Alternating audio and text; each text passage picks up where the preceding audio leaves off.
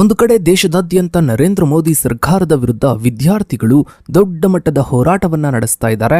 ವಿದ್ಯಾರ್ಥಿಗಳು ಸರ್ಕಾರದ ವಿರುದ್ಧ ತಿರುಗಿ ಬಿದ್ದು ಮೋದಿಯವರ ರಾಜೀನಾಮೆಗೆ ಪಟ್ಟು ಹಿಡಿದು ಕೂತಿದ್ದಾರೆ. ಸರ್ಕಾರದ ಯಾವುದೇ ಕ್ರಮಗಳಿಗೂ ಕುತಂತ್ರಕ್ಕೂ ಕೂಡ ಜಗ್ಗದೆ ಈ ಒಂದು ಹೋರಾಟ ದಿನದಿಂದ ದಿನಕ್ಕೆ ತೀವ್ರಗೊಳ್ತಾ ಇದ್ದು ಇದನ್ನ ನಿಯಂತ್ರಿಸುವುದು ಸರ್ಕಾರಕ್ಕೆ ದೊಡ್ಡ ಸವಾಲಾಗಿ ಪರಿಣಮಿಸಿದೆ. ಇನ್ನೊಂದೆಡೆ ಕರ್ನಾಟಕದಲ್ಲೂ ದೊಡ್ಡದೊಂದು ಸೂಚನೆ ಸಿಗ್ತಾ ಇದೆ. ಬಿಜೆಪಿಯಿಂದ ಉಚ್ಚಾಟನೆಯಾಗಿರುವ ಹಿರಿಯ ನಾಯಕ ಬಸನಗೌಡ ಪಾಟೀಲ್ ಯತ್ನಾಳ್ ಅವರಿಗೆ ಹೊಸ ಪಕ್ಷವನ್ನ ಕಟ್ಟಲು ಇದು ಸೂಕ್ತ ಸಮಯವ? ರಾಜ್ಯದಲ್ಲಿ ಹೊಸ ಪ್ರಾದೇಶಿಕ ಶಕ್ತಿಯಾಗಿ ಯತ್ನಾಳ್ ಹೊರಹೊಮ್ಮಲಿದ್ದಾರಾ ಎಂಬುವಂತಹ ಚರ್ಚೆಗಳು ಜೋರಾಗಿ ನಡೀತಾ ಇದೆ. ಏನಿದು ವಿದ್ಯಾರ್ಥಿಗಳ ಹೋರಾಟದ ಅಸಲಿ ಹಿನ್ನೆಲೆ? ಮೋದಿ ಸರ್ಕಾರದ ಪತನಕ್ಕೆ ಇದು ಕಾರಣವಾಗುತ್ತಾ? ಯತ್ನಾಳ್ ಅವರ ಮುಂದಿನ ರಾಜಕೀಯ ಹೆಜ್ಜೆಗೆ ಇದು ದಾರಿ ಮಾಡಿಕೊಡುತ್ತಾ? ಇದರ ಬಗ್ಗೆನೇ ಒಂದು ವಿಶೇಷ ವರದಿ ಇದೆ, ಬನ್ನಿ ನೋಡ್ತಾ ಹೋಗೋಣ. ಸ್ನೇಹಿತರೆ, ಭಾರತದ ರಾಜಕೀಯ ಇತಿಹಾಸದಲ್ಲಿ ಹಿಂದೆಂದೂ ಕಾಣದ ರೀತಿಯಲ್ಲಿ ಯುವ ಜನತೆ ಮತ್ತು ವಿದ್ಯಾರ್ಥಿ ಸಮೂಹವು ಪ್ರಧಾನಿ ನರೇಂದ್ರ ಮೋದಿ ಅವರ ನೇತೃತ್ವದ ಸರ್ಕಾರದ ವಿರುದ್ಧ ದೆಹಲಿಯ ಬೀದಿಗಳಲ್ಲಿ ದೊಡ್ಡ ಮಟ್ಟದ ಹೋರಾಟವನ್ನ ಆರಂಭಿಸಿದ್ದಾರೆ. ಈ ಆಂದೋಲನವು ಕೇವಲ ಒಂದು ನಿರ್ದಿಷ್ಟ ನೀತಿಯ ವಿರುದ್ಧದ ಪ್ರತಿಭಟನೆಯಾಗಿ ಉಳಿಯದೆ ನೇರವಾಗಿ ಸರ್ಕಾರದ ನೈತಿಕ ಮತ್ತು ಆಡಳಿತಾತ್ಮಕ ವೈಫಲ್ಯಗಳನ್ನು ಪ್ರದರ್ಶಿಸುವ ರಾಜಕೀಯ ಬಿಕ್ಕಟ್ಟಾಗಿ ಮಾರ್ಪಟ್ಟಿದೆ. ಈ ವಿದ್ಯಾರ್ಥಿಯ ದಂಗೆಯು ಕೇವಲ ದೆಹಲಿಗೆ ಸೀಮಿತವಾಗಿರದೆ ಬಿಹಾರದ ಪಾಟ್ನಾ, ಮುಂಬೈ, ಗೋವಾ, ಚೆನ್ನೈ, ಕೇರಳ ಸೇರಿದಂತೆ ದೇಶದ ಪ್ರಮುಖ ನಗರಗಳಿಗೂ ಕೂಡ ಹರಡಿದೆ. ಸ್ನೇಹಿತರೆ, ಈ ಅಭೂತಪೂರ್ವ ಚಳುವಳಿಯ ನೇತೃತ್ವವನ್ನು ವಹಿಸಿರುವುದು ಯುವ ಸಮೂಹ ಮತ್ತು ವಿದ್ಯಾರ್ಥಿಗಳ ವಿಶಿಷ್ಟ ಹೋರಾಟದ ಒಕ್ಕೂಟ.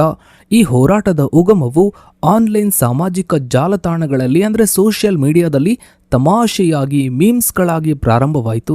ಮೇ 15, 2026ರಂದು ಸುಪ್ರೀಂ ಕೋರ್ಟ್ನ ಮುಖ್ಯ ನ್ಯಾಯಮೂರ್ತಿ ಸೂರ್ಯಕಾಂತ್ ಅವರು ನ್ಯಾಯಾಲಯದ ವಿಚಾರಣೆಯೊಂದರಲ್ಲಿ ದೇಶದ ನಿರುದ್ಯೋಗಿ ಯುವಕರು ಮತ್ತು ಸಾಮಾಜಿಕ ಕಾರ್ಯಕರ್ತರನ್ನು ಪರಾವಲಂಬಿಗಳು ಮತ್ತು ಜಿರಳೆಗಳು ಎಂದು ಕರೆದದ್ದು ಯುವ ಸಮುದಾಯದಲ್ಲಿ ತೀವ್ರ ಆಕ್ರೋಶಕ್ಕೆ ಕಾರಣವಾಯಿತು. ಇದಕ್ಕೆ ಪ್ರತಿಯಾಗಿ ಅಭಿಜಿತ್ ಎನ್ನುವಂತಹ ವ್ಯಕ್ತಿ ಮೇ 16ರಂದು ಎಲ್ಲ ಜಿರಳೆಗಳು ಒಂದಾದ್ರೆ ಹೇಗೆ ಎಂದು ಸೋಷಿಯಲ್ ಮೀಡಿಯಾದಲ್ಲಿ ಪೋಸ್ಟ್ ಒಂದನ್ನು ಹಾಕ್ತಾನೆ. ಈ ಹಾಸ್ಯಭರಿತ ನಡೆ ಕೆಲವು ದಿನಗಳಲ್ಲಿ ತೀವ್ರ ರಾಜಕೀಯ ಸ್ವರೂಪವನ್ನ ಪಡೆದುಕೊಳ್ತು. ಕೇವಲ 2 ವಾರಗಳಲ್ಲಿ ಈ ವಿದ್ಯಾರ್ಥಿ ಹೋರಾಟದ ಅಧಿಕೃತ ಇನ್ಸ್ಟಾಗ್ರಾಮ್ ಅಥವಾ ಸೋಷಿಯಲ್ ಮೀಡಿಯಾ ಅಕೌಂಟ್ಗಳು ಕೋಟಿಗಟ್ಟಲೆ ಫಾಲೋವರ್ಸ್ ಅನ್ನ ಪಡೆದುಕೊಳ್ತು. ಸ್ನೇಹಿತರೆ, ವಿದ್ಯಾರ್ಥಿಗಳ ಈ ತೀವ್ರ ಆಕ್ರೋಶದ ಹಿಂದೆ ಭಾರತದ ಶಿಕ್ಷಣ ವ್ಯವಸ್ಥೆಯಲ್ಲಿನ ದೀರ್ಘಕಾಲದ ಭ್ರಷ್ಟಾಚಾರ ಮತ್ತು ಉದ್ಯೋಗ ಮಾರುಕಟ್ಟೆಯಲ್ಲಿನ ವೈಫಲ್ಯಗಳಿವೆ. ಮೇ ತಿಂಗಳಿನಲ್ಲಿ ನಡೆದ ಅತ್ಯಂತ ಕಠಿಣವಾದ ನೀಟ್ ವೈದ್ಯಕೀಯ ಪ್ರವೇಶ ಪರೀಕ್ಷೆ ಪ್ರಶ್ನೆ ಪತ್ರಿಕೆ ಸೋರಿಕೆಯು ದೇಶದ 2 ದಶಲಕ್ಷ ಅಂದ್ರೆ ಸುಮಾರು 22 ಲಕ್ಷಕ್ಕೂ ಅಧಿಕ ವಿದ್ಯಾರ್ಥಿಗಳ ಜೀವನ ಜೊತೆ ಆಟವಾಡಿತು. ತೀವ್ರ ಮಾನಸಿಕ ಒತ್ತಡವನ್ನ ತಾಳಲಾರದೆ ದೇಶದಾದ್ಯಂತ ಕನಿಷ್ಠ 22 ವಿದ್ಯಾರ್ಥಿಗಳು ತಮ್ಮ ಜೀವವನ್ನ ಕಳೆದುಕೊಂಡ್ರು. ಇತ್ತೀಚಿನ ವರದಿಗಳ ಪ್ರಕಾರ ಭಾರತದಲ್ಲಿ 25 ವರ್ಷದೊಳಗಿನ ಪದವೀಧರ ಯುವಕರಲ್ಲಿ ನಿರುದ್ಯೋಗ ದರವು 40% ಈ ಬಿಕ್ಕಟ್ಟನ್ನು ಮತ್ತಷ್ಟು ಉಲ್ಬಣಗೊಳಿಸಿದೆ. ಸ್ನೇಹಿತರೆ, ವಿದ್ಯಾರ್ಥಿಗಳ ಈ ಬೃಹತ್ ದಂಗೆಯನ್ನ ಪೊಲೀಸ್ ಶಕ್ತಿಯಿಂದ ಹತ್ತಿಕ್ಕಲು ಕೇಂದ್ರ ಸರ್ಕಾರವು ಕೈಗೊಂಡ ಪ್ರಯತ್ನಗಳು ಸಂಪೂರ್ಣವಾಗಿ ವಿಫಲವಾಯಿತು. ಜೊತೆಗೆ ಸರ್ಕಾರದ ಮಾನ ಮರ್ಯಾದೆಯನ್ನ ಬೀದಿಯಲ್ಲಿ ತೆಗೆತು. ಜುಲೈ 20ರಂದು ನಡೆದ ಸಂಸತ್ ಮೆರವಣಿಗೆಯನ್ನು ತಡೆಯಲು ದೆಹಲಿ ಪೊಲೀಸರು ಬಳಸಿದ ಅತಿಯಾದ ಬಲ ಪ್ರಯೋಗವು ದೇಶದಾದ್ಯಂತ ತೀವ್ರ ಆಕ್ರೋಶಕ್ಕೆ ಕಾರಣವಾಯಿತು. ಪೊಲೀಸರ ಅತಿಯಾದ ಬಲ ಪ್ರಯೋಗದಿಂದ ಸಾಕಷ್ಟು ಜನ ವಿದ್ಯಾರ್ಥಿಗಳು ಗಾಯಗೊಂಡರು, ಆಸ್ಪತ್ರೆಗೆ ದಾಖಲಾದ್ರು. ಇದಷ್ಟೇ ಅಲ್ಲದೆ ಪೊಲೀಸರುಗಳು ಇವರನ್ನ ಪೊಲೀಸು ಅಂತ ಸದ್ಯಕ್ಕೆ ಹೇಳೋದಕ್ಕಾಗೋದಿಲ್ಲ, ಯಾಕಂದ್ರೆ ಇವ್ರ್ಯಾರೂ ಕೂಡ ತಮ್ಮ ನೇಮ್ ಟ್ಯಾಗ್ ಅನ್ನ ಹಾಕೊಂಡಿರ್ಲಿಲ್ಲ, ಅಂದ್ರೆ ನಾಮಫಲಕವನ್ನ ಧರಿಸಿರ್ಲಿಲ್ಲ. ಇವರನ್ನ ಬಿಜೆಪಿಯ ಗೂಂಡಗಳು ಅಂತ ಸದ್ಯಕ್ಕೆ ವಿದ್ಯಾರ್ಥಿಗಳೇ ಕರೀತಾ ಇದ್ದಾರೆ. ಇವ್ರು ಏನ್ ಮಾಡಿದ್ದಾರೆ ಅಂದ್ರೆ ದೆಹಲಿಯ ಸ್ಥಳೀಯ ವಾಹನಗಳನ್ನ ಜಖಂ ಮಾಡೋದು, ಗ್ಲಾಸ್ಗಳನ್ನ ಪುಡಿ ಮಾಡೋದು, ವಿದ್ಯಾರ್ಥಿಗಳ ಮೇಲೆ ಹಿಂಸಾತ್ಮಕ ಆರೋಪವನ್ನ ಹೊರಿಸೋದಕ್ಕೆ ನಾನಾ ರೀತಿಯ ಪ್ರಯತ್ನಗಳನ್ನ ಮಾಡಿದ್ದಾರೆ. ಇನ್ನು ಸ್ನೇಹಿತರೆ, ಸರ್ಕಾರದ ಮುಖವಾಡ ಬಯಲಾಗ್ತಿದ್ದ ಹಾಗೇನೆ ವಿದ್ಯಾರ್ಥಿಗಳ ಹೋರಾಟವನ್ನ ಹತ್ತಿಕ್ಕೋದಕ್ಕೆ ಮೋದಿ ಸರ್ಕಾರವು ನಾನಾ ರೀತಿಯ ಕುತಂತ್ರಗಳನ್ನ ರೂಪಿಸ್ತಾ ಬಂತು.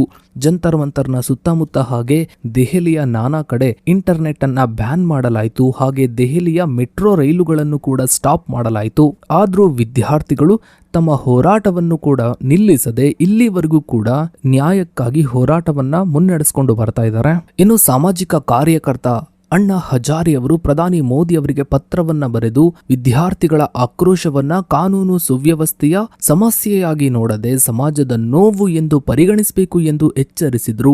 ಅಲ್ಲದೆ ಜುಲೈ 23ರಂದು ಅಣ್ಣಾ ಹಜಾರೆ ಅವರು ಮಹಾರಾಷ್ಟ್ರದಲ್ಲಿ 2 ಗಂಟೆಗಳ ಕಾಲ ಮೌನ ಪ್ರತಿಭಟನೆಯನ್ನ ನಡೆಸುವ ಮೂಲಕ ವಿದ್ಯಾರ್ಥಿಗಳಿಗೆ ಬೆಂಬಲವನ್ನ ವ್ಯಕ್ತಪಡಿಸಿದರು. ಇನ್ನು ಸ್ನೇಹಿತರೆ, ರಾಷ್ಟ್ರ ಮಟ್ಟದಲ್ಲಿ ಮೋದಿ ಸರ್ಕಾರ ಇಂತಹ ಯುವ ದಂಗೆಯನ್ನ ಎದುರಿಸ್ತಾ ಇರುವಾಗ ಕರ್ನಾಟಕದ ರಾಜಕೀಯ ವಲಯದಲ್ಲಿ ಹೊಸ ಪ್ರಾದೇಶಿಕ ಸಮೀಕರಣಗಳ ಬಗ್ಗೆ ತೀವ್ರ ಚರ್ಚೆಗಳು ಆರಂಭವಾಗಿವೆ. ಬಿಜೆಪಿಯ ಹಿರಿಯ ಶಾಸಕ ಮತ್ತು ಮಾಜಿ ಕೇಂದ್ರ ಸಚಿವ ಬಸನಗೌಡ ಪಾಟೀಲ್ ಯತ್ನಾಳ್ ಅವರನ್ನು ಪಕ್ಷ ವಿರೋಧಿ ಚಟುವಟಿಕೆಗಳ ಹಿನ್ನೆಲೆಯಲ್ಲಿ ಮಾರ್ಚ್ 26, 2025ರಂದು 6 ವರ್ಷಗಳ ಅವಧಿಗೆ ಬಿಜೆಪಿ ಪ್ರಾಥಮಿಕ ಸದಸ್ಯತ್ವದಿಂದ ಉಚ್ಚಾಟಿಸಲಾಗಿದೆ. ಇನ್ನು ಸ್ನೇಹಿತರೆ, ಯತ್ನಾಳ್ ಅವರು ರಾಜ್ಯ ಬಿಜೆಪಿ ಅಧ್ಯಕ್ಷ BY ವಿಜಯೇಂದ್ರ ಮತ್ತು ಅವರ ತಂದೆ ಮಾಜಿ ಮುಖ್ಯಮಂತ್ರಿ BS ಯಡಿಯೂರಪ್ಪನವರ ವಿರುದ್ಧ ಸರಣಿ ಭ್ರಷ್ಟಾಚಾರದ ಆರೋಪಗಳನ್ನ ಮಾಡ್ತಾ ಬಂದಿದ್ರು. ಯಡಿಯೂರಪ್ಪ ಕುಟುಂಬವು ರಾಜ್ಯ ಬಿಜೆಪಿಯನ್ನು ತನ್ನ ವೈಯಕ್ತಿಕ ಸ್ವತ್ತನ್ನಾಗಿ ಮಾಡಿಕೊಂಡಿದೆ ಮತ್ತು ಕಾಂಗ್ರೆಸ್ ಸರ್ಕಾರದೊಂದಿಗೆ ಹೊಂದಾಣಿಕೆ ರಾಜಕೀಯ ನಡೆಸುತ್ತಿದೆ ಎಂದು ಯತ್ನಾಳ್ ಬಹಿರಂಗವಾಗಿ ಕಿಡಿಕಾರಿದ್ರು. ಪಕ್ಷದ ಕೇಂದ್ರ ಶಿಸ್ತು ಸಮಿತಿಯು ಜಾರಿಗೊಳಿಸಿದ ಸರಣಿ ಶೋಕಾಸ್ ನೋಟಿಸ್ಗಳಿಗೆ ಸೂಕ್ತ ಪ್ರತಿಕ್ರಿಯೆ ನೀಡದ ಕಾರಣ ಇವರನ್ನ ಪಕ್ಷದಿಂದ ಹೊರಹಾಕಲಾಯಿತು. ಆದರೂ ಯತ್ನಾಳ್ ಅವರು ಕೇವಲ ಉತ್ತರ ಕರ್ನಾಟಕದ ಅಭಿವೃದ್ಧಿ, ಪಂಚಮಸಾಲಿ ಲಿಂಗಾಯತ ಸಮುದಾಯದ ಹಿತರಕ್ಷಣೆ ಮತ್ತು ಭ್ರಷ್ಟಾಚಾರದ ವಿರುದ್ಧ ಧ್ವನಿ ಎತ್ತಿದ್ದಕ್ಕಾಗಿ ತಮಗೆ ಈ ಶಿಕ್ಷೆ ನೀಡಲಾಗಿದೆ ಎಂದು ಪ್ರತಿಪಾದಿಸಿದ್ದಾರೆ. ಇತ್ತೀಚಿನ ಅಫಿಡವಿಟ್ ಪ್ರಕಾರ ಯತ್ನಾಳ್ ಅವರು ಸುಮಾರು 15 ಕೋಟಿ ರೂಪಾಯಿಗಳಿಗೂ ಅಧಿಕ ಮೌಲ್ಯದ ಷೇರುಗಳು ಮತ್ತು ಸ್ಥಿರಾಸ್ತಿಗಳನ್ನು ಹೊಂದಿದ್ದು ಪ್ರಬಲ ಹಣಕಾಸು ಹಿನ್ನೆಲೆಯೊಂದಿಗೆ ರಾಜಕೀಯವಾಗಿ ಸ್ವತಂತ್ರ ಹೆಜ್ಜೆಯನ್ನ ಇಡಲು ಸಮರ್ಥರಾಗಿದ್ದಾರೆ. ಇನ್ನು ಸ್ನೇಹಿತರೆ, ಯತ್ನಾಳ್ ಅವರು ತಮ್ಮದೇ ಆದ ಹೊಸ ಪ್ರಾದೇಶಿಕ ಪಕ್ಷವನ್ನ ಸ್ಥಾಪಿಸಲು ಗಂಭೀರ ಚಿಂತನೆಯನ್ನ ನಡೆಸ್ತಾ ಇದ್ದಾರೆ. ಈ ಹೊಸ ಪಕ್ಷಕ್ಕೆ ಇವರು JCB ಎಂದು ಹೆಸರನ್ನ ಇಡಲು ಯೋಚಿಸಿದ್ದಾರೆ. 2028ರ ಕರ್ನಾಟಕ ವಿಧಾನಸಭಾ ಚುನಾವಣೆಯಲ್ಲಿ JCB ಪಕ್ಷದ ಮೂಲಕ ಮುಖ್ಯಮಂತ್ರಿಯಾಗುವುದು ಇವರ ಮಹತ್ವಾಕಾಂಕ್ಷೆಯಾಗಿದೆ. ಯಡಿಯೂರಪ್ಪ ಕುಟುಂಬದ ಪ್ರಭಾವ ಮುಂದುವರೆದರೆ ತಾವು ಬಿಜೆಪಿಗೆ ಮರಳುವುದೇ ಇಲ್ಲ, ಮತ್ತೆ ವಾಪಸ್ ಬರೋದೇ ಇಲ್ಲ ಮತ್ತು ವಿಜಯದಶಮಿ ಹಬ್ಬದ ವೇಳೆಗೆ ರಾಜ್ಯದಾದ್ಯಂತ ಪ್ರವಾಸವನ್ನ ನಡೆಸಿ ಹೊಸ ಪ್ರಾದೇಶಿಕ ಪಕ್ಷದ ಬಗ್ಗೆ ಅಧಿಕೃತ ತೀರ್ಮಾನ ಕೈಗೊಳ್ಳುವುದಾಗಿ ಇವರು ಡೆಡ್ಲೈನ್ ಅನ್ನು ಕೂಡ ಘೋಷಿಸಿದ್ದಾರೆ. ಇನ್ನು ಸ್ನೇಹಿತರೆ, ಪ್ರಸ್ತುತ ದೇಶದ ಬಿಜೆಪಿಯ ರಾಜಕೀಯ ಈ ಪರಿಸ್ಥಿತಿಯಲ್ಲಿ ಬಸನಗೌಡ ಪಾಟೀಲ್ ಯತ್ನಾಳ್ ಅವರಿಗೆ ಹೊಸ ಪಕ್ಷವನ್ನ ಕಟ್ಟಲು ಇದು ಸರಿಯಾದ ಸಮಯವೇ ಎಂಬುದರ ಬಗ್ಗೆ ರಾಜಕೀಯ ವಿಶ್ಲೇಷಕರು ತೀವ್ರ ಚರ್ಚೆಯನ್ನ ನಡೆಸ್ತಾ ಇದ್ದಾರೆ. ರಾಜ್ಯ ಬಿಜೆಪಿಯ ಒಳಗಡೆ BY ವಿಜಯೇಂದ್ರ ಅವರ ಏಕಪಕ್ಷೀಯ ನಾಯಕತ್ವದ ವಿರುದ್ಧ ಹಲವು ಶಾಸಕರಿಗೆ, ಹಿರಿಯ ಶಾಸಕರು ಮತ್ತು ಮುಖಂಡರಲ್ಲಿ ತೀವ್ರ ಅಸಮಾಧಾನವಿದೆ. ಯತ್ನಾಳ್ ಅವರು ಹೊಸ ಪಕ್ಷವನ್ನ ಸ್ಥಾಪಿಸಿದ್ರೆ ಈ ಅತೃಪ್ತ ಗುಂಪು ಮತ್ತು ಬಂಡಾಯಗಾರರಿಗೆ ಬಿಜೆಪಿ ಪಕ್ಷವು ಒಂದು ಪ್ರಬಲ ಪರ್ಯಾಯ ವೇದಿಕೆಯಾಗಿ ಗೋಚರಿಸಬಹುದು. ಜೂನ್ 2026ರಲ್ಲಿ ನಡೆದ ವಿಧಾನ ಪರಿಷತ್ ಅಂದ್ರೆ MLC ಚುನಾವಣೆಯಲ್ಲಿ JDS ಬಂಡಾಯ ಶಾಸಕರು ಮತ್ತು ಬಿಜೆಪಿಯ ಅತೃಪ್ತ ಶಾಸಕರು ಯತ್ನಾಳ್ ಅವರ ಬೆಂಬಲವನ್ನ ಕೋರಿರುವುದು ಇದಕ್ಕೆ ಸ್ಪಷ್ಟ ಸಾಕ್ಷಿಯಾಗಿದೆ.